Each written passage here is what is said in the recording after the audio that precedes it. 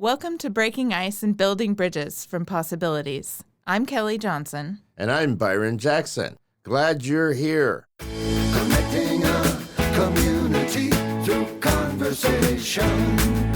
Welcome to the Breaking Ice and Building Bridges podcast with Possibilities. I'm Kelly Johnson, Associate Director here at Possibilities, and I'm excited to welcome this morning three very passionate individuals to our round table. Welcome, you guys. Thanks for being here with us this morning. No problem. Thank you, Kelly. Glad to be here. Let's start off by just introducing ourselves. I'll start with Mark to my right, but maybe share a little bit about yourself, where you grew up, something you're passionate about in the community, and maybe a gift you bring. So I'm Mark Ivey. I work for New View, Oklahoma. We're the largest employer of the visually impaired and blind in the state of Oklahoma. I am blind, so I fall under that. And I grew up in Tulsa, Oklahoma. I went to Jenks High School, K through 12.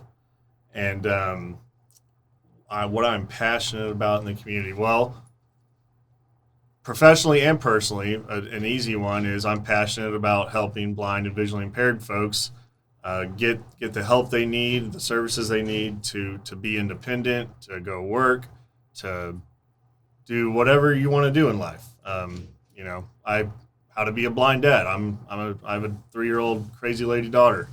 How do you be a blind dad, a blind husband? So just little things like how do you go to work every day? Just things like that help blind and visually impaired folks get out and do what they want to do. Gifts I bring. So many gifts, Kelly. Where do I start? I would not say the gift of sight. I don't. Yeah. So that's seeing is not my gift. In a past life. Maybe in a past life. I feel like I can. A lot of the times, because of my vision loss, I can relate with a lot of people going through.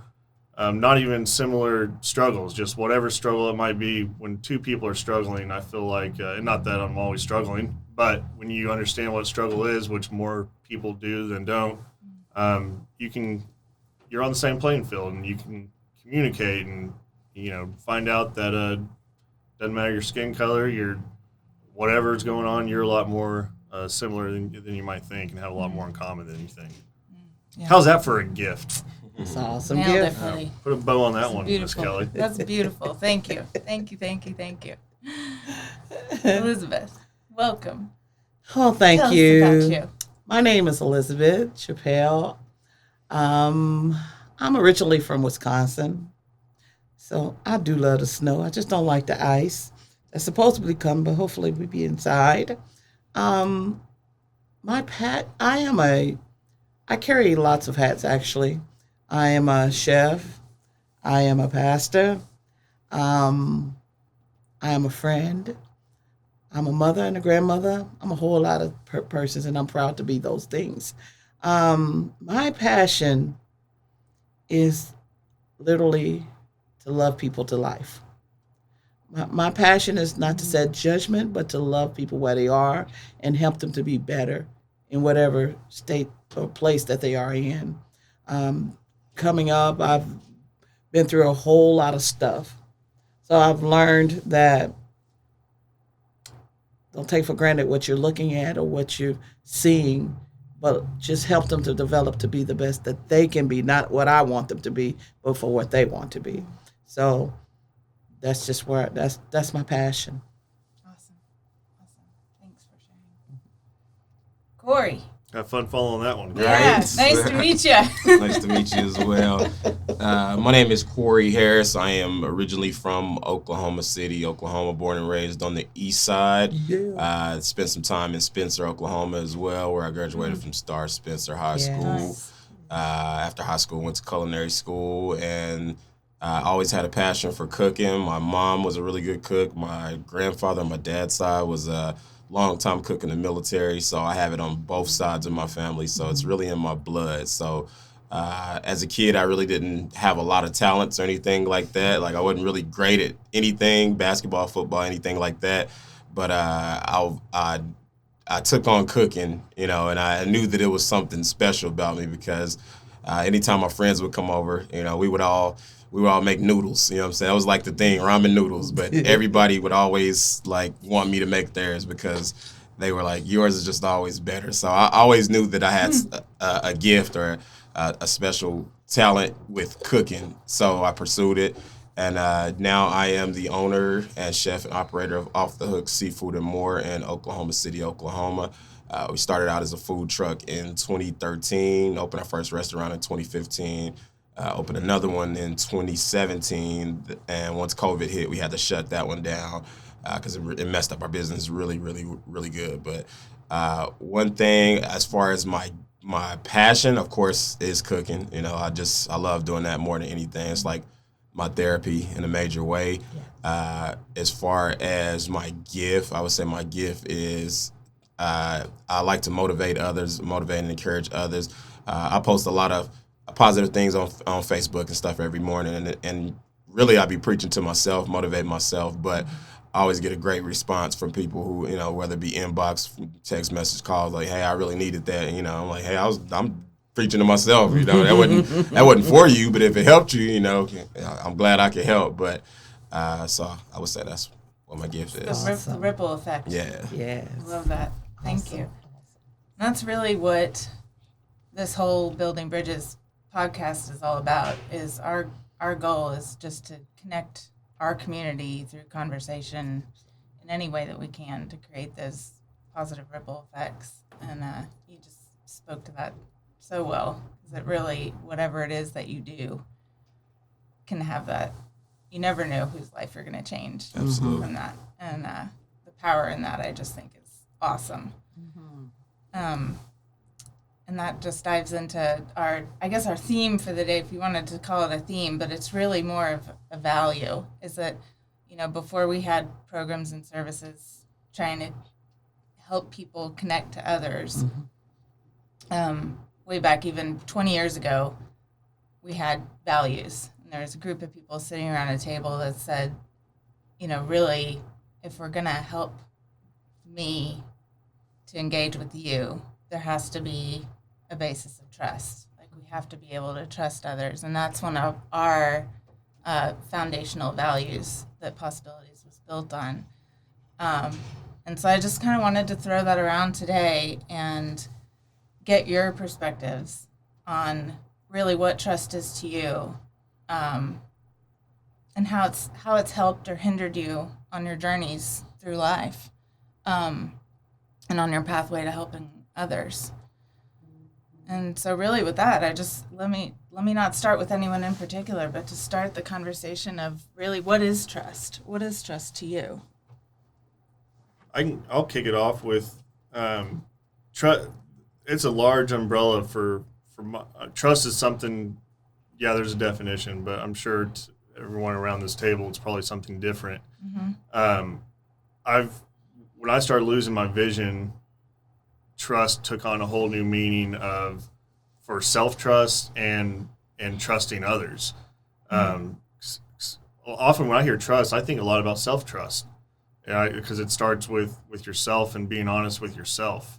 And I struggled with that big time as I started my journey, losing my vision. Because if you don't have self-trust, you don't have confidence, you don't have a healthy day-to-day, plan of how you're going to attack that day, how you're going to impact other people, and then trusting others with, when I started losing my sight, I was almost forced to trust others, which isn't a fun thing just to be forced into, because trust just isn't you snap your fingers and trust just happens. It's a skill, and it has to be practiced. And just in the world, just right upstairs, I told you I'd work for NewView. They taught me how to be blind, so I had to trust strangers at the time. Now they're my family, but I had to trust strangers to be my eyes. I had to trust this long, ugly stick I carry around to trust what's 6 feet in front of me before I get to it. So it's a deeper meaning and just for how it affects me, personally. And then, so like those two things I would say is where my brain goes to first with trust. And then ever since I got married, marriage or whatever, any relationship, but in my case, getting married brought on a whole new meaning of trust. Because, there's been times where I struggle with self-trust that affects my trust in my relationship. And it's one of those things like love's not always enough. Just because you met the person you married, maybe not all enough. It's not enough, but trust is. And I think that's kind of where it starts with any relationship. And you fast forward to my daughter, something as simple as me holding my arms out and telling her to jump into the pool. That was a huge moment for this little crazy lady to trust me, because I've had things in my past where, sometimes people didn't always trust me because whatever I was working through, not to be redundant, but starting with that self-trust and getting to that foundation with myself. And it's still a work in progress, but it has allowed me to expand that definition of trust into other aspects of life. I don't know what anything I just said means, but it sounded like I might know what I'm talking about. No follow-up questions, please. Awesome. Wow, trust. I just come to realize through my path of all of the sicknesses that I've experienced that I'm still sitting here, from cancer to losing some parts to everything, from being very much obese because of sicknesses and how people judge you on where you are and how you are. And I went through a lot of trust issues. And like you said, I had to learn plainly, I trust that you're going to be who you are. I trust that I'm going to be who I am. And every day I'm going to make a mistake. Every day I'm going to fall short. Not on purpose, not intentionally to hurt someone or whatever, but I have come to the place where trust is meant I'm going to just be best I can be for today. I can't even look to my yesterdays because my trust for people or things or stuff will go out that window. I have to trust myself for today, that I'm not going to miss my mark. I'm not going to miss the place that I need to be for that time. I trust to me is just being where I am for that moment, knowing that I'm going to be the best I can be for that person or place or thing for that moment, believing in myself, because I don't know what that person is going through. I don't know what that person is about for that moment. I don't know the pains or the suffering or the whatever they're going through. I don't know. So I have to trust me most of all to be me for that person. And eventually that person could see my truth in me and who I am. So in other words, trust is not judging. Trust is not being surrounded by I shoulda, woulda, couldas. That's a contagious mindset. Yeah. I would say trust for me is it's not a given. You know what I'm saying? And as a kid, I've always had trust issues because the main person in my life that I felt that it was responsible for giving me a reason to trust was my mom. She didn't protect me as a kid, so it's like every time that I made an attempt to trust somebody, I was always let down. I was always hurt. So as an adult, I started having the mindset that I don't trust anybody until they give me a reason to trust them. Like it's not a given. You know what I'm saying? And some people, they look at it the opposite. They trust everybody until they give them a reason not to. And depending on perception is everything. So depending on how you look at that, I can't say what is right and what is wrong, but it's all about how you feel. But I do feel that trusting everybody until they give you a reason not to, put yourself more in a vulnerable position to be let down or to be hurt, because you just allowing anybody to come into your space, and then when they do hurt you, it hurts you more. But if you have that wall of like, no, I don't trust you till you give me a reason to, you protect yourself from being hurt, but then you also you kind of block, the possibility of somebody who really wants to, give you a reason to trust, and you so it's really like this is a touchy subject for me because that's something that I've been battling with for a long time, and it's probably really messed me up in some situations with relationships and things like that because of it. But it's like I rather protect my peace than to be hurt even more, so than I've already been. So it's like it's one of those things. Yeah. Do you have a moment or remember a time when maybe not the first time, but a powerful time when you let somebody in, or you decided, okay, now I'm gonna let this wall down? So I just recently separated from my wife after we were married 10 years, and when I came into the relationship, I had trust issues. I was young. I was right out of high school. We've been together since like 2004. I graduated 2003. So, I was young, and I was a hurt little boy, searching to be a man. And in our relationship, like I was always, and I tell her this, I said, I was always looking for a reason to trust you, and she was like, well, you never trusted me. You never trusted me from the beginning. And I'm like, you're right. But I also was looking for a reason, and I felt like you didn't give it to me. You know what I'm saying? And it really was like, I guess when you look at it like that, it's kind of like playing tennis. There's no winning. It's just you're just back and forth, and forth, That's and a good then way to look at it. yeah, and it's like you're just serving back to each other, and then there's never no understanding of each other. So it's like, and it really messed with my mental, and I'm sure it messed with hers, because she's like, well, if you don't trust me, then I might as well give you a reason not to. It's just a messed up situation altogether. So it worked both. You're right. Both ways. That's got to be exhausting. Absolutely. Mentally. Absolutely. And I'm not like throwing, like, I'm not being funny, like, because I'm the opposite. I grew up in a great situation, both parents, trust them to this day, and to be let down, by your mom, and then have that, like you said, that playing tennis. It sounds like almost every relationship that you kind of deal with is that double. You kind of said it was a double-edged sword, with how it's the opposite of what most people say, which is trust people until they give them a reason not to. Right. That makes me tired.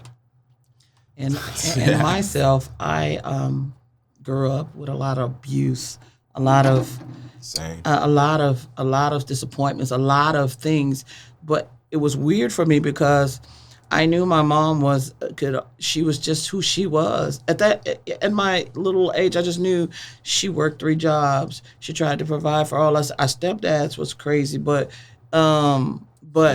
she did her best, and that was my source to watch. I watched my grandparents. I watched those, but I still was trusting. I don't know why, but I was still trusting, even though those disappointment was there, to the point where, like you said, it caused a destructive thought pattern in your mindset. Well, you go, every time I trust, this happens to me. But I had to learn.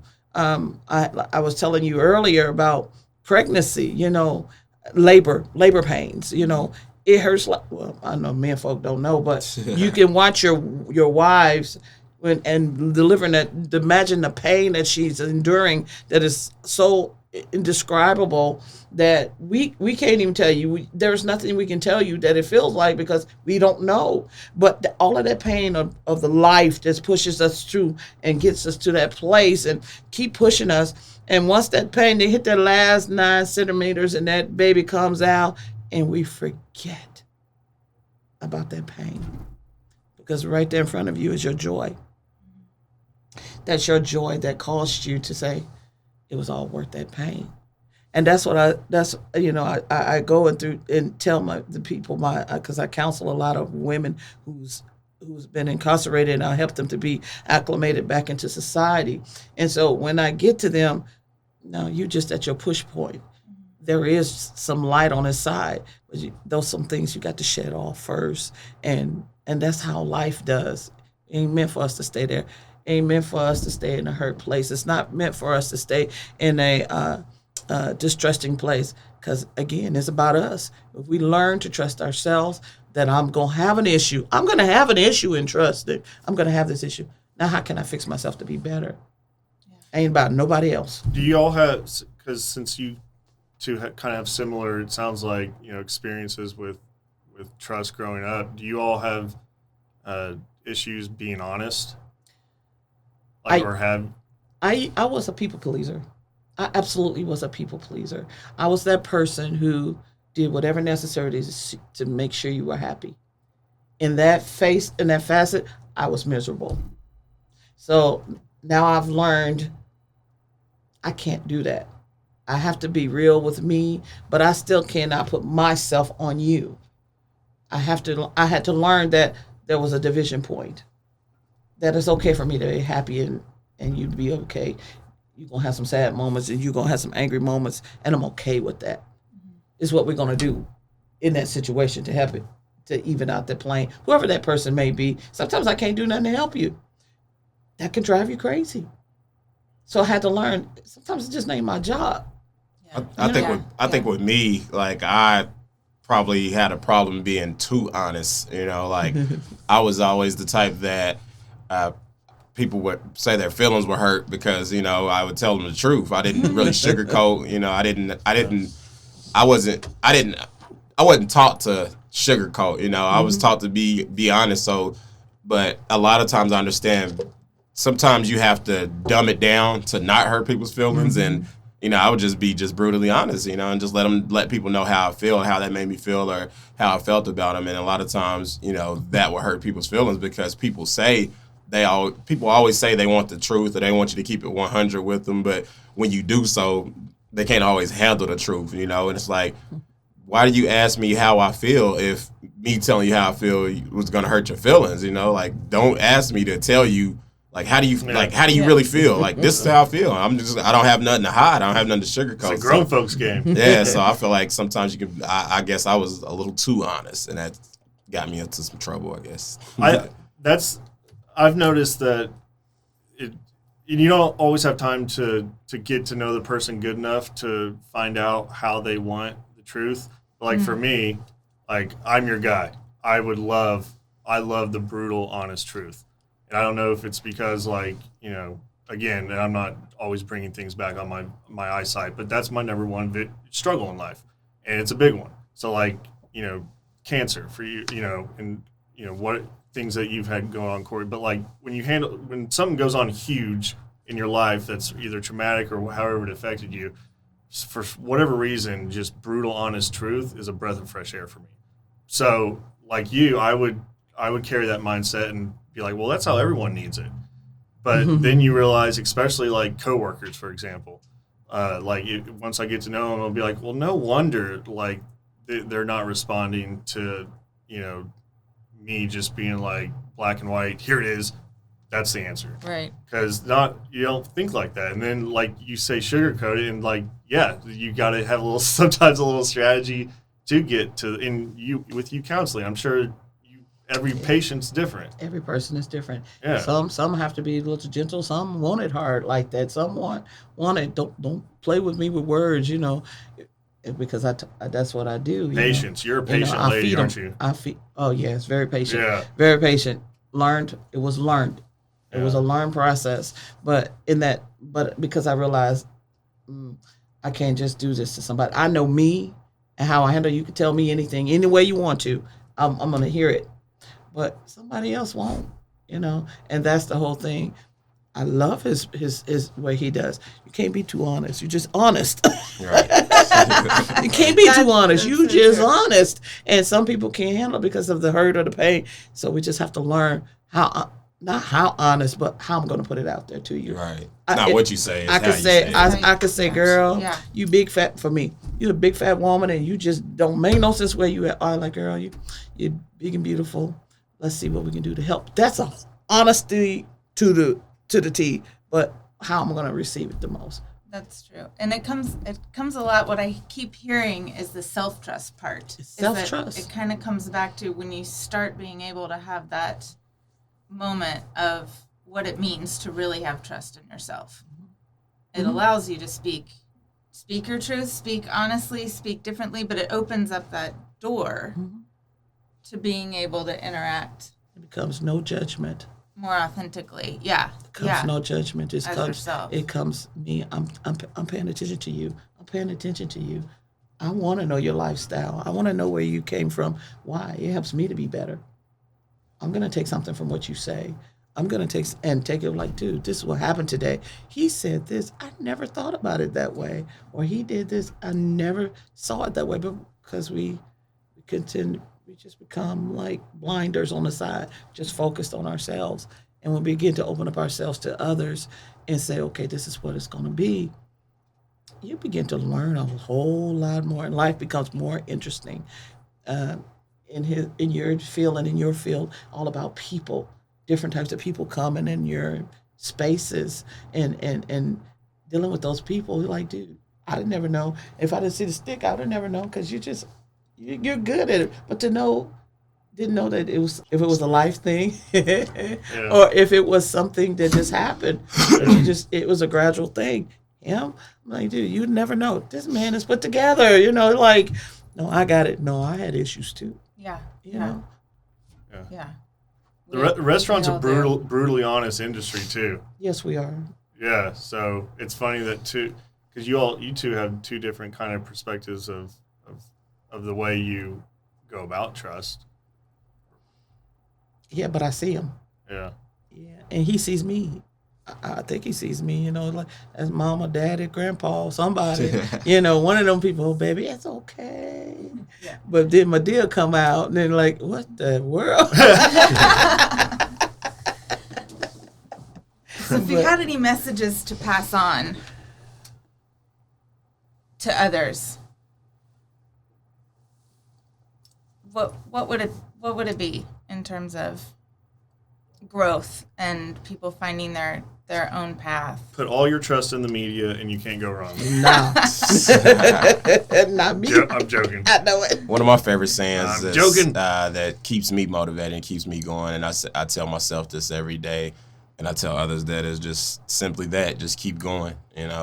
Like I know that I'm a work in progress.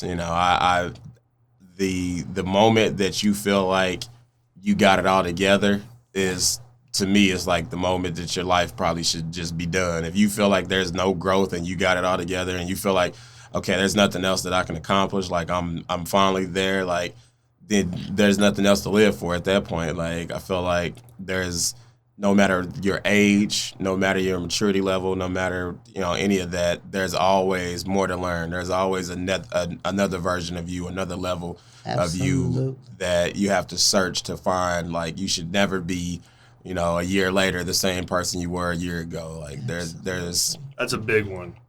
For sure. I like that. Well, remember that one down. I love it. I think on that note, you guys, thank you for being here. Thank you for sharing the past 30 minutes with us and being vulnerable and having this conversation. I appreciate you all. Thanks for having us. Thank you. Thank you for having us. It's great. That's fun. Yes. Breaking Ice, Building Bridges is the Possibilities community podcast platform. Thanks for tuning in.